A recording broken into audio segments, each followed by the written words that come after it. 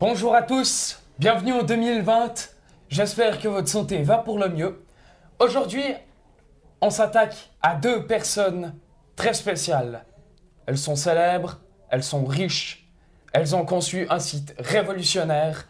Mesdames et messieurs, merci d'accueillir Reed Hastings et Marc Randolph. Bonjour messieurs. Bonjour. Vous l'aurez remarqué, ils se sont décidés à apprendre un maximum de français juste pour nous. On leur dit merci. Vous me dites si je me trompe, messieurs, mais Netflix a été créé en 1997. Oui. Ouais, 1997. Et il compte aujourd'hui plus de 140 millions d'abonnements. Ouais, c'est dans ces zones-là, 140 millions, oui. C'est énorme. Gigantesque. J'ai entendu dire que Netflix vendait des abonnements mensuels depuis 1999. C'est vrai? Alors non, car il n'y a... No, God! No, God, please, no! No! No! il n'y avait pas encore d'abonnement en 1999. Mais on a commencé en 2007. Vous vous êtes rencontrés comment à ce propos? C'était au Willis Lounge Bar. Je voulais payer une tournée à mes amis. Puis il restait une bière, je sais pas pour quelle raison. Puis je l'ai proposé à Marc et on a commencé à discuter ensemble. C'est exact, en plus des amis m'avaient déjà parlé de Reed, donc je savais qu'il allait pas m'empoisonner ce soir-là. Dans quel sens? Il vous avait parlé de quoi chez Monsieur Hastings? De son côté entrepreneur et de cette grande personne qu'il est. Oh, merci beaucoup. Pourquoi avez-vous quitté Netflix? Déjà, je n'ai aucun regret à avoir quitté Netflix, Pourquoi? parce que j'ai fait toutes les choses que je voulais faire là-bas.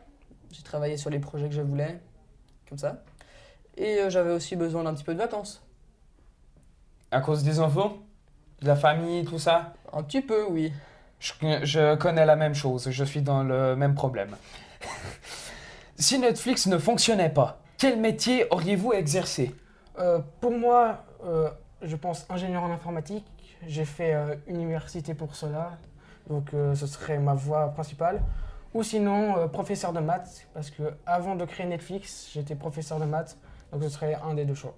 Ambitieux comme projet. Et vous? Je pense que j'aurais fait comme après maintenant, des conférences sur l'entrepreneuriat et des choses comme ça. Vous aimez encore Netflix, monsieur? Bien sûr, c'est obligé de l'aimer avec toutes ces séries. En plus, j'y ai travaillé là-bas, donc c'est un peu obligé. Je reste sans voix, je ne sais pas quoi dire, c'est très émouvant ce que vous dites. D'où vous est venue l'idée de créer cette plateforme? Alors pour moi, c'était un jour, j'avais rendu une cassette en retard et j'ai dû payer 40 $. Ça m'a rendu mal à l'aise, puis un peu, ça m'a un peu énervé. Puis un an après, il y a un ami qui m'a parlé des DVD, ça venait de sortir à cette époque. Puis ça s'adaptait parfaitement pour les envoyer par la poste aux États-Unis. Puis je me suis dit, bah, pourquoi pas créer un magasin où on rend les DVD directement de chez soi, pas besoin d'aller au magasin pour justement pas avoir de problème où il faut payer 40 $ parce qu'on l'a rendu en retard. Et c'est de là qu'est partie votre idée de créer ce site? Voilà. Pourquoi vous l'avez créé d'ailleurs? Bah, au départ, comme on vous l'a dit, c'était juste un magasin de DVD. Mais au fil des années, le magasin de DVD est devenu un site de streaming, comme vous le connaissez. Quelles émotions ça vous procure de savoir qu'aujourd'hui, 140 millions d'abonnements sont achetés tous les mois sur Netflix?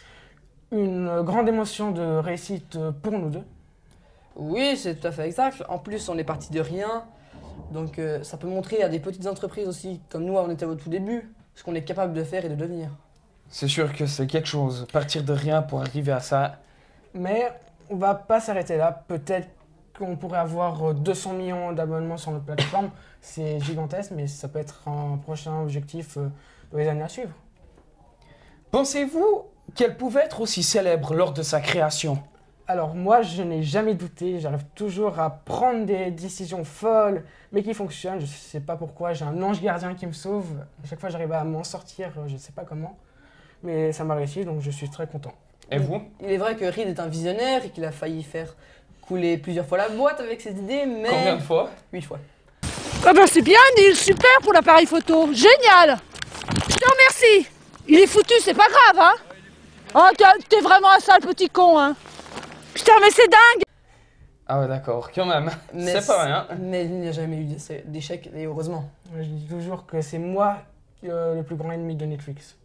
Parce que voilà, à chaque fois, c'est moi qui donne les idées et puis qui a le risque de faire couler la boîte. Quelle est votre série préférée? C'est difficile de choisir. Mais je vais dire Stranger Things. Même si je les aime toutes. Mais c'est celle que j'ai préférée qu'on me l'a proposée. Puis même si je connaissais tout le déroulement de la série, je l'ai quand même regardé chez moi, toutes les saisons. Pour moi, ce sera Black Mirror. J'aime bien les thèmes qu'ils abordent dans la série, tout comme ça. Sans parler du fait que c'est au cœur de l'actualité aujourd'hui. Effectivement. Comment prenez-vous la sortie des autres sites concurrents de streaming en ce moment? C'est dommage pour nous de perdre des séries et des abonnés.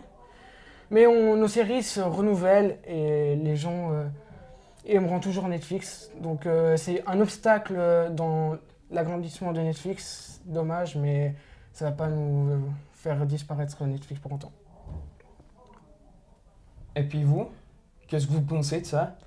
Pour moi, ben, c'est vrai que vu que j'ai travaillé dans cette boîte, ben, ça m'embête un petit peu que d'autres boîtes aussi prennent notre idée. Mais après tout, je pense que Netflix, c'est quand même une assez grande entreprise et qu'elle va s'en sortir.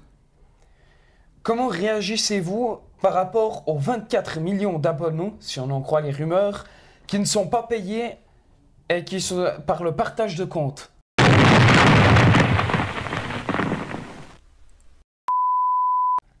Ils sont intelligents. Ils ont brisé la Matrix. Comment ça, briser la Matrix?